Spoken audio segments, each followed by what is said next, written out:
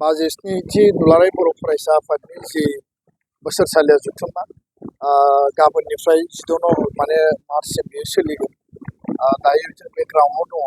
गासै जोङो प्रिपारेसननि सायाव टटेल जों मोनसे एसेसमेन्ट खालामबाय थादों।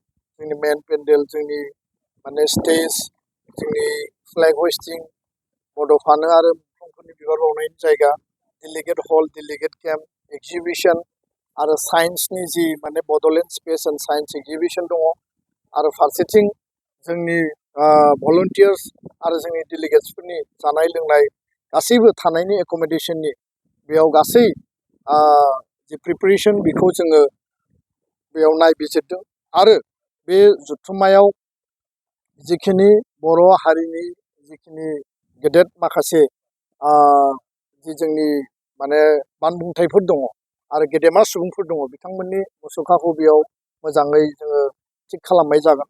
आरो बिनि गेजेरजों जों मिजिंथिदों बे मोनसे जाफुंसारनाय आरो मोनसे ओंथि गोनां बे जथुम्मा 52थि बे जथुम्मानि गेजेरजों दुलाराय बर' फरायसा आफादा हारि दानायनि थाखाय माहारिबादखौ आदर्श हिसाबै लानानै आरो बड'फानि जि मोनसे फिल'सफि दंमोन बेजों लामा हान्थिनायनि गेजेरजों फैबाय थानाय 500-1000 बोसोराव बर' हारिखौ मुलुग दरबाराव गसंहोनायनि जि मोनसे थांखि, बेखौ जोङो थान्दै मेलनि गेजेरजों सावरायगोन। 7000निबो बारा थान्दै बिथांमोना बाहागो लाफैगोन।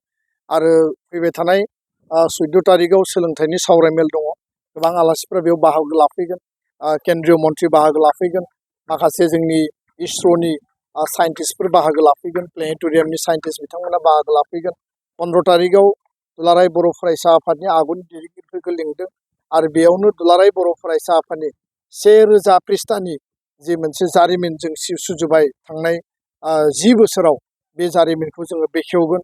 बेलासे जोंनि गुबुन गुबुन हारि माहारिनि आफादफोरनि गेजेराव जोंनि अनलायनाय, गोरोबलायनाय, बे गोजोन गायसननायनि फ्राय बेयाव 50तानि गुबुन गुबुन आफादफ्रा बेयाव बाहागो लाफैगोन। आरो 16 मार्च खालि जि मोनसे स्पेसियेल जों हाबाफारि लादों गेवलां मेल, बेयाव भारतनि नखर मन्त्रि मानगोनां अमित शाह बिथांखौ जों हांख्रायदों। आसामनि गिबि मन्त्रि मानगोनां डक्टर हिमन्त बिश्व शर्मा बिथांखौ हांख्रायदों। बिटिआरनि चिफ प्रमद बर', मन्त्रि उरखाव ब्रह्म आरो बर' थुनलाइ आफादनि आफादगिरि डक्टर सुरत नार्जारि सार, प्राय 2 लाखनि बारा बेयाव सुबुङा बाहागो लागोन। बयखौबो खावलायदों जे हारि दानायनि, माहारिबादनि, जातीय सत्तानि जे मोनसे आदर्शजों दुलाराय बर' फरायसा आफादा आनकमप्रमाइजिं भाबै खामानि मावदों। आरो जि टाइमाव जि प्रयजन, बे इम्पर्टेन्सखौ बुजिनानै दुलाराय बर' फरायसा आफादा हाबा मावगासिनो दङ। दा बेखायनो बे जथुम्माया जोंनि थाखाय ओंथि गोनां। बड'फानि बे पबित्र जोनोम थावनि दतमायाव बे जथुम्माखौ 52थि जथुम्माखौ जों बड'फानि मुङैनो जोङो बावदों।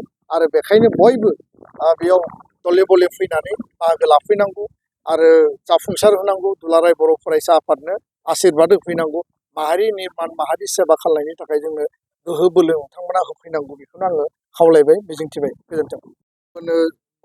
जोंनि जथुम्मा जागायनायनि सिगां माखासे बिथिंफोरखौ लानानै आरोबाव आं गुवारै गोथौयै बुंफोरबावगोन। आं दिनै बेखिनिखौनो बुंथ'बाय।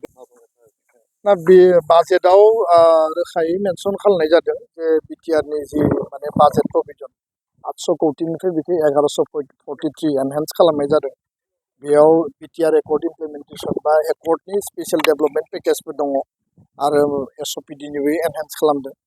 बे जथेस्थ' नङाब्लाबो बेखिनिया गोजोनथावना होनना बुंनांगोन। बर' कसारि काउन्सिलनोबो बाजेट हरनांगोन साफिसियेन्ट नाम्बार।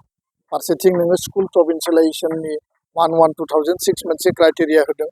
नाथाय 6 सिडुल आरो आन्डार डेभेलप ब्लकनि थाखाय बेयाव स्पेसियेल रिलेक्सेसन होनाय जागोन होननानै बुंदों। दा नैबे जथुम्माया जोबखाङोब्ला आसाम सरकार, बिटिआर सरकारजों रायज्लायनानै आसाम नाङै आरो बड'लेण्डआव जि बर' मिडियामनि आरो गुबुन गुबुन मिडियामनि स्कुल दङ, प्रभिन्सियेलाइजेसननि थाखाय जों मडेलिटि आरो क्राइटेरिया तैयार खालामनांगोन।